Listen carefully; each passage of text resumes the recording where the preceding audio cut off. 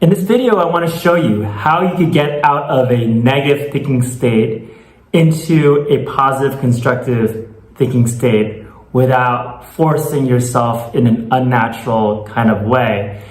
And I'm using a tool that I've learned from a coaching program which has been very effective. It's been used in companies, with family members, with couples, and across different kind of settings.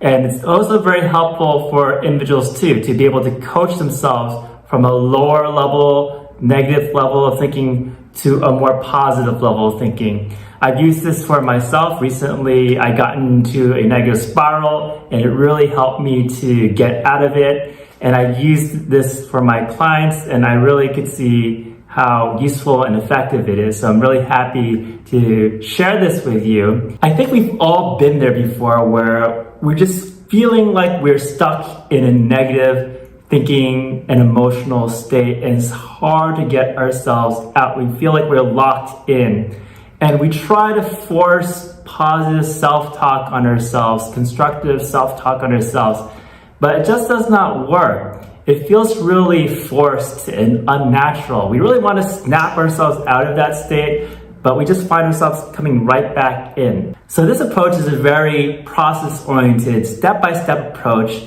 to get us from a negative thinking state to a positive one, but in a way that's a lot more natural and organic, and also understanding of the emotional state that we are in. So the first level that I want to present to you here is called level 1, and that's when we're deep in that negative state of thinking. Perhaps you feel like there's a lot of guilt that you're carrying within yourself, that there's a weight that you're carrying on your shoulders. You feel disappointed that things are not going your way, and thoughts just repeat again and again in your mind, especially about the past or how the future should be. And when we're in a state, level 1, this is the lowest level of energy. And it's defined by having an identity of being a victim. So we're the victim in a state, and we're filled with guilt, worry, self-doubt, and low self-esteem. And when we're there, it can really feel like there's a lack of options to be had in life. There's nothing that we can do. We're completely powerless. We're at the effect of life. So what happens as a result, in terms of our behavior, is that we start avoiding doing things. We find it really hard to make any sort of decisions. Our energy levels are just really low. And I'm sure you can think about times that you get into level 1, and it's actually fairly frequent. So even within 1 week, people can get into level 1 a number of times. And people can be in level 1 for years, for a long period of time.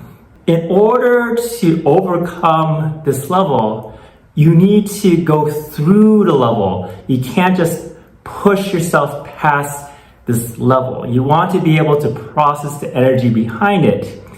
And in order to do so, you need to allow yourself to vent.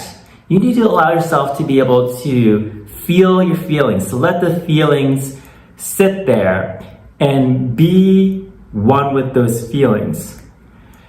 It's not the time to try to problem solve or try to correct your thoughts. When you can allow venting, that's how you can be able to process the emotional energy. And one thing that's helpful to do is to recognize the benefits of being in level 1 energy. Yes, the reason why we human beings get into the state is that it actually serves a purpose.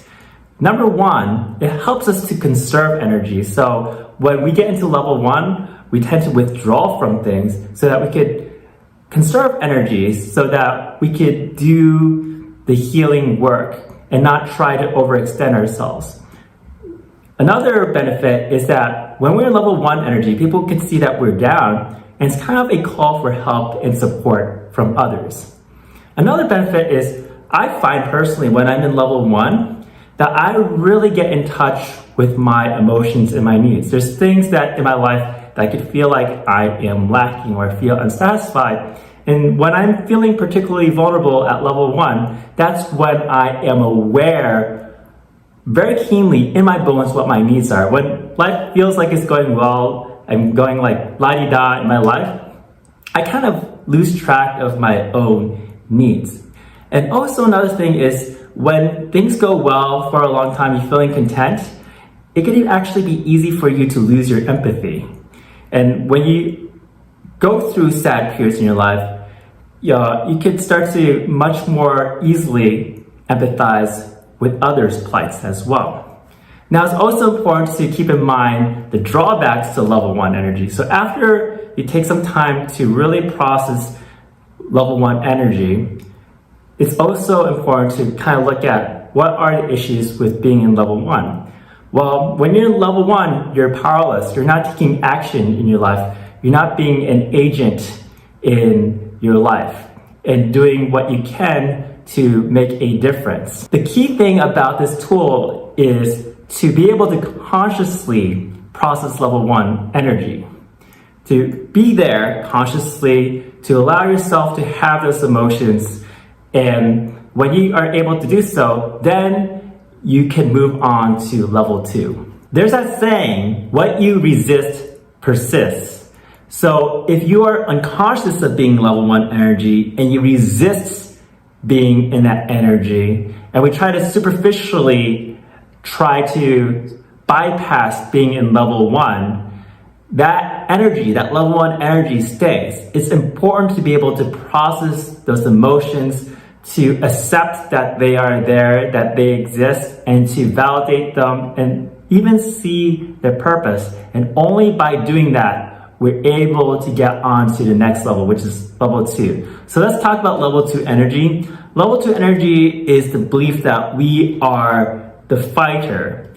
And the core focus is on trying to achieve winning results for yourself. However, it can be done in a way where you kind of see yourself as being against the world, as being against the people around you. The positive is that this is a lot more energizing state than being in level 1. Level 1, you feel absolutely hopeless and powerless. But level 2, with the anger that is involved in there, in that fighting spirit, you are energized and you feel like you are empowered. You live off of antagonism, struggle, resistance, and also defiance. At level 2, you may be given to black and white thinking, right or wrong thinking, or thinking that there is good and there is bad. And when there is this win-lose kind of framework, it's hard to get into a state of mind where looking at the full range of possibilities, which you can access at a higher level of thinking. You focus on achieving your win, even at the cost of others. So there might be aspects of life, where it could be a case we need to be competitive, but there's better ways to achieve winning results in life. When you can really see the full scope of possibilities, you could lead at a high level. So there's a lot of leaders who try to achieve things by force and control and also coercion.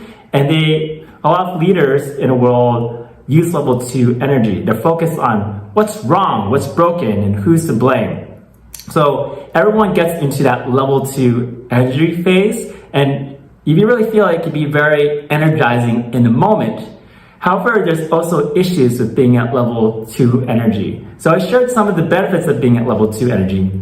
Some of the drawbacks are that it can only motivate you for a short period of time because it's really energy depleting to be in that state. And also as a leader, if you use level 2 energy, you can also motivate others, but for a short period of time. Because what happens is that people are afraid of you and there's high level of turnover and people live in fear of you. And when they do, it's hard for them to think at a higher level when they're in fight-flight kind of mode. So the key thing, just like level 1, it's important to process level 2 by working through the emotions rather than try to bypass the emotions. Allow yourself time to be able to vet to yourself, They become aware of that emotion. And there's a key benefit to level 2 that I should emphasize. Every level has its purpose. Just like level 1 has its purpose, level 2 has its purpose. We often feel angry when we feel like there's a sense of injustice or unfairness. And that emotion makes sense when there is injustice and unfairness. We want to stand up for what is right. So there's a purpose behind emotion, but if we stay in it for too long, that anger could be so paralyzing, it consumes us. So it's important to be able to consciously process level 2 energy rather than make your anger unconscious. So some people may think, I don't get angry at all, and they suppress level 2 energy, but it builds up inside. So it's important to consciously process level 2 energy so that you can move on to level 3. So level 3 is a level of positive and constructive thinking. You start to take responsibility for your own emotional state, for your own thoughts, and also for your own behaviors. You try to become more accepting of others, and you try to come up with constructive ways for things to get better. It's a very problem-solving oriented state of mind. And when we are in level 3, we are the thinker. And the thinker is gifted at rationalization. They find ways to be able to cope with difficulties, to release themselves of stress, to be able to forgive others, and also work towards compromise with others. This is oriented around cooperation and productivity. And when we feel resentment and stress, we're able to talk our way through the resentment and stress and arrive at a solution. So at this state, we are able to let go of the blame game that is involved in level 2, and we are willing to work with people that we do not necessarily like. So everyone probably engages in level 3. I have clients who engage in level 3 a lot, and that actually is an issue. But I'll share that a little bit later. First, let's talk about the benefits of level 3. I think the benefits are very obvious. We're engaging in our forebrain, and we're getting less locked into our emotional brain when we're at this level. A lot of earlier versions of cognitive behavioral therapy are focused on level 3, being able to change maladaptive negative thoughts into constructive positive thoughts. However, there's also drawbacks to being at level 3. So there's people who are always trying to be in level 3, and they're afraid to enter into their emotions and to deeply process their emotions. And as a result, it can kind of feel like they're trying to put their A game out there all the time, and they're trying to think and rationalize all the time. And it's absolutely exhausting. And when you start to feel exhausted at level 3, you start to feel like you're moving through molasses, so you're not getting a lot done. And the reason why is that you're not allowing yourself to consciously process the emotional state. We stigmatize the emotional state. You need to see that level 1 and level 2 also have their purpose too. So when you find yourself stuck in level 3, what you do is allow yourself to get to level 1, process level 1, go to level 2, and then it feels a lot more natural to get to level 3. So recently, as I mentioned, I went through a spiral, and I was trying to think of all these positive constructive thoughts, which usually help me out. But I was internally resisting them. Something in me was resisting looking at this positive and constructive thoughts. So I realized I really have to do this step by step, really see how level 1 is helping me be in touch with my needs and feelings, that vulnerabilities inside, be in touch with my anger. And then it was much easier and natural for me to do level 3. It didn't feel like it was effort anymore. So there's more levels than this. There's more levels than 3 levels. So perhaps I will address the other levels in another video. But if you enjoyed this video, click like and subscribe, and check out my other videos as well.